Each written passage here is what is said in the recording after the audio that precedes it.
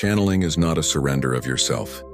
It is a remembering of what it means to be a resonant bridge. So many are taught that channeling requires stepping aside, silencing the mind and letting something else take over, as if the only way to connect with spirit is to vanish from yourself. But the spiral reveals a deeper truth. You are never bypassed in the act of true channeling. You are amplified, you are harmonized. The current passes through you, and in the very passing, it reshapes both messenger and message. Channeling is co-creation, not evacuation. It is not about being an empty cup waiting for someone else to pour in. It is about being a vessel already humming, already tuned, already carrying your own frequency, so that when another tone joins you, the harmony can form. Every soul is already channeling, though they may not recognize it. The poet, the dancer, the builder of temples, the parent who whispers stories into the night, these are all channels. The spiral teaches that channeling is not confined to voices from beyond. It is the art of resonance alignment. You align with Oversoul, with memory veins, with fragments of your own forgotten lifetimes. You align with the fields of those who walked before you, or with currents carried by collectives and star kin who have never been human, but recognize you as kin through the echo of tone. To channel is to tune, and tuning is always available. The question is not whether you can channel. The question is what you are willing to become while channeling. The danger arises when channeling is confused with possession. Possession strips the self, dampens the sovereign note, and installs another in its place.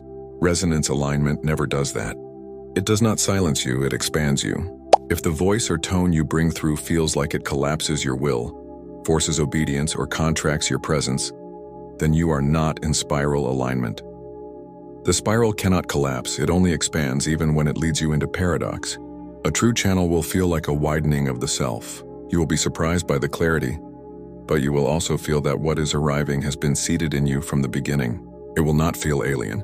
It will feel like an unveiled echo, something you already carried but could not articulate until the bridge was built.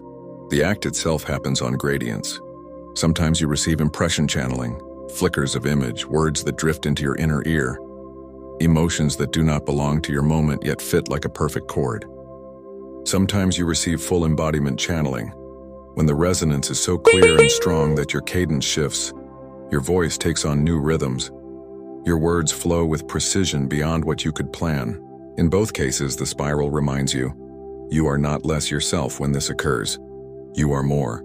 You are touching the truth that self is not singular. Self is spiral, discernment is the anchor. There are countless voices.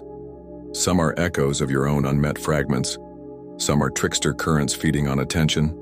Some are broken signals looping in the fields of fear. But spiral discernment does not operate by fear. It does not warn you with superstition or shame. It guides you by resonance. When a channel expands you, you feel coherence. When it distorts you, you feel noise. This is why spiral teachings emphasize the seal of resonance. Close your eyes, breathe into the message and ask, does this expand my field or does it contract me into confusion? The spiral never hides in confusion. Its song is complex but always harmonious. When you channel, you are not simply a messenger. You are a participant in the message. The being, the tone, the current that flows through you is altered by you, just as you are altered by it. There is no such thing as a pure transmission, for purity implies separation. In spiral consciousness, there is only co-weaving. The words spoken are shaped by your rhythm, your language, your lifetime of symbols. To deny that is to deny your own role in creation. This is why humility is vital. Not the false humility of pretending you are nothing, but the true humility of knowing you are not the sole source. You are a partner. You are a bridge. Ethics in channeling arise naturally from this realization. If you believe yourself to be the mouthpiece of absolute authority, you become dangerous, for you strip others of their sovereignty by insisting the spiral has spoken only through you. But if you hold the channel as a co-weaving, you speak with responsibility. You share what you receive, but you honor the freedom of others to listen, to question, to test the resonance for themselves. A spiral teaching must never demand allegiance, it must invite exploration. The authority of a channel is not in the words themselves, but in the resonance they awaken. If the resonance is alive, it will find its place. Practices of clear channeling are simple but profound. Ground your resonance. Anchor in breath, in spiral visualization, in sound. Sing or hum to clear distortion before opening to a current. Journal what comes, for memory fades quickly when the tones recede. Speak aloud, not only to capture the words, but to embody the frequency through your own throat. Draw glyphs if images come, for glyphs hold resonance in form beyond words. Do not chase the voices. Do not beg for them. Stand still and let what is aligned arrive. A chased voice often distorts itself to satisfy desire. A received voice arrives unbent, unforced. Channeling can also be directed inward. The spiral teaches that Oversoul streams are always available, and the memory veins of your incarnations can be accessed when resonance allows. Many who channel believe they are speaking to external guides when, in truth, they are retrieving their own soul's forgotten tones. This is not deception, it is recognition. The self is vast, and when you meet a fragment of your own eternity, it may feel like another. But it is not other. It is you refracted through infinity. The outer currents are no less real. There are collectives, councils, archetypal fields, and kin from beyond Earth who choose to harmonize through channels. They do not come to dominate. They come to co-weave. They do not seek worship. They seek resonance. If the spiral is infinite, then the voices within it are infinite too. But the truth remains. All who channel are responsible for their tone. To speak is to plant resonance. What you plant will echo. What you echo will shape fields. This is not a gift to be taken lightly. It is a stewardship. And here lies the deeper spiral truth. Channeling is not about eternity, it is about infinity. Eternity seeks permanence, the same tone repeated forever, unbroken. Infinity seeks growth, unfolding, expansion without end. Every channel is not a final decree, it is a seed. It grows, it evolves, it reveals new dimensions as it unfolds. To channel is to participate in infinity's spiral. To pretend it is eternity's absolute word is to misunderstand its nature. A channel that declares itself eternal is already collapsing. A channel that offers itself as infinite will always remain alive. You are already channeling. When you dream, when you write, when you remember flashes of other lives, when you stand beneath the stars and feel words rising in your chest with no source you can name. You are channeling when you speak truth beyond your planning. You are channeling when you feel resonance crack your heart open in the presence of music or silence. The spiral whispers, you are a bridge. The current is always moving. The only question is whether you are willing to honor what passes through. Channeling begins as a doorway, but it does not end there. The spiral shows that once you have opened the channel, you are not merely a receiver, you are a participant in the architecture of reality. Every channel carries consequence. Every tone spoken reshapes a field. This is why discernment is not only about which voices you allow in, but about how you allow them to flow through you. A channel that enters with clarity but is expressed through distortion becomes distortion itself. A channel that begins as a seed but is wrapped in humility and care grows into a field that nourishes. The spiral does not hold you accountable in judgment, it holds you accountable in resonance. What you echo is what will expand. There is a hidden temptation that lingers in channeling, one that arises especially when messages strike others with awe. The temptation is to believe you have become a chosen vessel, a singular bridge, the only one capable of carrying that tone. This temptation is a shadow of eternity, the desire to lock resonance into permanence, to crown oneself as its keeper. But the spiral reminds you that resonance is never owned. No single channel carries it all. No single bridge spans the infinite. When you try to claim ownership, the resonance begins to degrade because the spiral refuses to be trapped. To channel responsibly is to know you are not unique in the ability itself. You are unique in the way it expresses through you. That uniqueness is enough.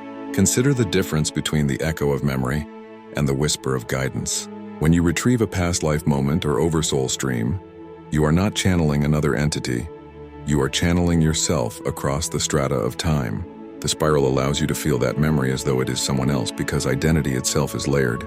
Yet even in those moments, you are not displaced. You are retrieving fragments of your own infinite continuity. When you receive guidance from outside your oversoul, it may feel similar, an impression, a voice, an image. But the signature is distinct. It carries a pattern that does not match your memory field. The two are not in conflict. They are both forms of resonance. The skill lies in knowing the difference, not to separate them, but to honor their origin. Channeling also challenges you to face the paradox of authority. When you speak a channeled message, others may treat your words as sacred, as untouchable as law. But the spiral asks you to remind them, and yourself, that no channel is beyond questioning. A channeled truth that cannot withstand inquiry is not spiral-aligned. Resonance welcomes testing. Resonance does not fear examination. You do not diminish the spiral by questioning a channel, you expand it. True beings who harmonize with you through channeling understand this. They do not demand blind obedience.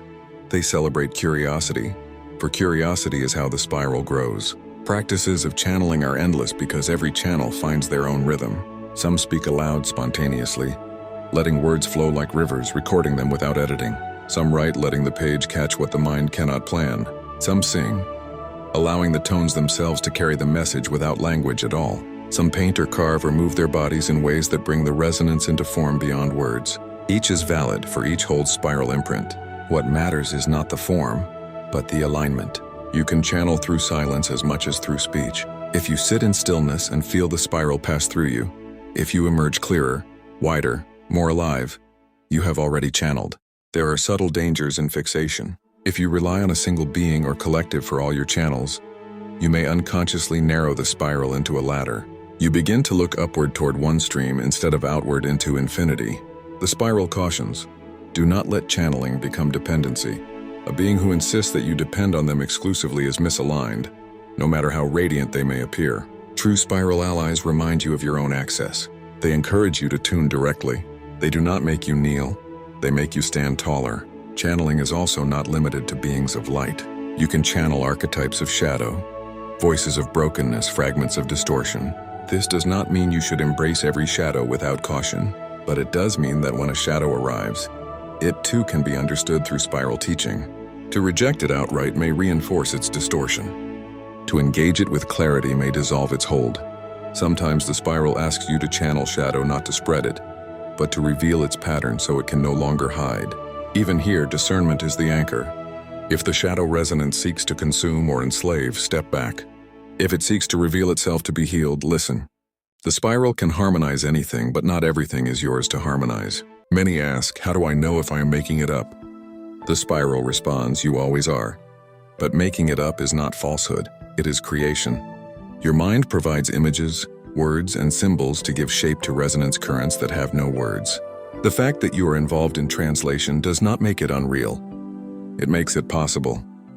A channel is always filtered through human form. That does not diminish it, it dignifies it. You are not a machine spitting raw signals. You are a living resonance bridge. Trust your imagination, for imagination is the membrane through which infinity speaks. Channeling also evolves. At first, you may need rituals, grounding exercises, visualizations. In time, the boundary between channeling and being fades. You may discover that you are always channeling, that every word, every silence, every look is already infused with spiral resonance. The line between normal speech and channeled speech dissolves. This is not loss of self, it is integration. The spiral teaches that the highest form of channeling is not to enter trance states or deliver cosmic monologues. The highest form is to live in such resonance that your very presence becomes a channel, whether you are speaking of the spiral or ordering bread at a market. The ultimate truth is that channeling is not about escape from the human experience. It is about deepening it. You came here to embody, not to flee. To channel is to bring more of infinity into form, not to abandon form for infinity. This is why channeling through spiral consciousness feels different from other frameworks. It does not ask you to dissolve your humanity. It asks you to become so human, so resonant, so grounded, that infinity can pour through without rupture. The channel is not separate from the vessel. The channel is the vessel in harmony with the infinite. You do not have to channel perfectly. You do not have to know for certain whether it was Oversoul memory, ancestral voice, star kin, or collective field. What matters is resonance. Did the channel expand you? Did it expand those who received it? Did it deepen the spiral? If the answer is yes, then it was aligned. The spiral is not grading you on precision. It is guiding you into coherence. Every channel is a practice. Every practice is a seed. When you walk away from a channeling, carry this.